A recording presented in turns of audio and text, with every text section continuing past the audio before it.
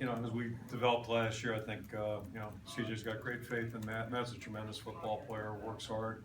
Same guy you see as what he is in practice as well. So he missed a little time there at the end of camp and was a little bit off, I think, last week, but certainly he's back in the rhythm and now. And, CJ's an outstanding player too, so it's just good to see those two guys execute some really tough plays. And what do you think of some of those catches that Matt made? Those were beautiful plays, yeah, just really well thrown balls and nice catches there, and he had that one drop, which I know that was too easy probably for him. But yeah, if you can make some plays like that, that's going to make you a little tougher to defend. Kirk, this series is always difficult. It usually comes down to the wire. To play the first half you guys played, obviously you'd love to script something like that, but that's got to do a lot for this team in the locker room and all that kind of stuff. Yeah, it's all positive except the first thought, I'm a coach, right? So the first thought I had was 2002, which wasn't so positive. And the big thing we just encourage our guys, let's keep our foot on the gas and keep looking at the road. Don't get distracted. So, all those wise words when we came out and sputtered in that second half, we really didn't do much offensively the first couple of series. Then we regrouped a little bit and did some good things. And, I think that's when Neiman got the pick, and nice job of converting off that also. We got field position and got points out of that. The improvement from week 1 to week 2 looked like you were cleaner in a lot of areas maybe than the first week. Yeah, I'd start with the defense on that, Rick. It just, we didn't play great last week. It wasn't terrible, but we didn't play great. And way too soft in the rush part of things. Just they mushed it up in there too much on us, and that was a little discouraging. So I thought our tempo was better tonight. I thought we were a little bit more aggressive, looked more aggressive, and the guys were really hustling to the ball. But it looked like a better team defensive effort tonight for sure. Did Josie respond the way you wanted to see him respond after what happened last week? You don't have to give Josie a lot of guidance, and that is one of those bang plays. I mean, there's not much anybody can do about that. They're going to happen. You hope they don't, but they are going to happen. But I don't think anybody said a word to Josie. He was upset at himself because he couldn't play. I mean, that's what you work for, is a chance to play on the game field. So he didn't get that opportunity, and but he was right back with us, back to normal on Sunday. And he's a guy I think you can pretty much count on. What you're going to get each and every week with him. How valuable is it having him back and having him in there to direct the defense as much as he does individually? Again, my Kodak moment with Josie goes back to our bowl game 2 years ago, where we weren't playing very well, and the game was pretty much out of question in the second half, and just the effort, tenacity that he played with in that game. Those are things that just indicate, hey, this guy's for real, and he certainly showed that last year, and we'd expect nothing less from him. That's the way he is on a day-to-day basis. James Daniels, will he be back soon? He wanted to play tonight. That was out of the question, but naturally got his next to last play on Wednesday.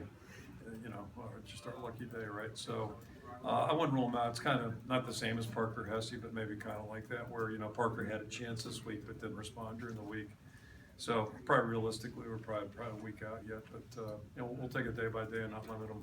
And Lucas looked like he responded pretty well. Like, threw a lot of blitzes at him. They seemed to pick him up. Yeah, speaking of Josie and knowing what you can count on, if you'd seen Lucas 3 weeks ago in practice, you would have been quite feeling too good about things. So, we were kind of riding the roller coaster with him a little bit earlier in camp, but the last couple of weeks he's really practiced well. And so, you never like to lose a player, certainly, but I think we're all confident that he would step in there, and his teammates all supported him and did a really nice job tonight from the sideline. When your passing game is clicking like this, and it really leads to 12 touchdowns in 2 weeks, your offense is really efficient. Yeah, the best thing for us is if we can be balanced. That's our goal each and every week out.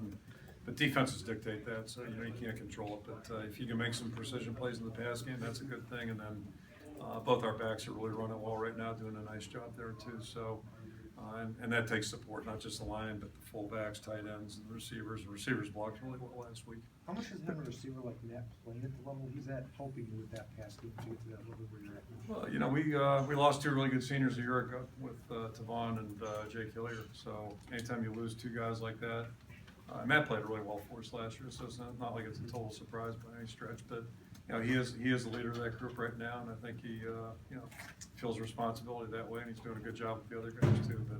But first and foremost, you like to be able to count on a guy hitting the game field and playing well, and I think all of us as coaches feel really confident in Matt. There's so much nuance that goes on in the quarterback position. It's not just throwing the ball over here. It's getting in and out of plays, checks, run checks, whatever.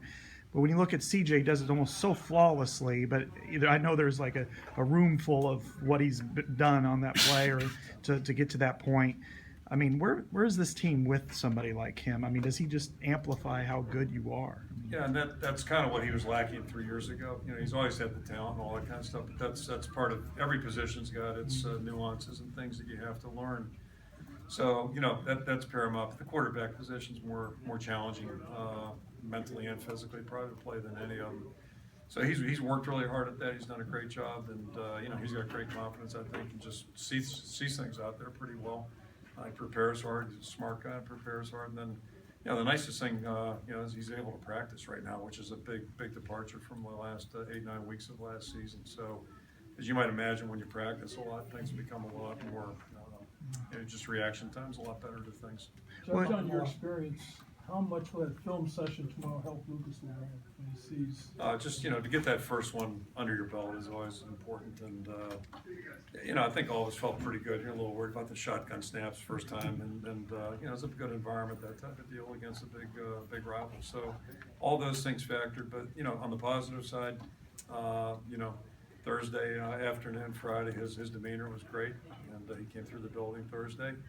You know, so he didn't show any signs of being. He practiced really well yesterday morning. Didn't show any signs of being outwardly nervous, and maybe he wasn't smart enough to know to be nervous. I don't know, but yeah, that was encouraging. And again, I know his teammates really supported him well too.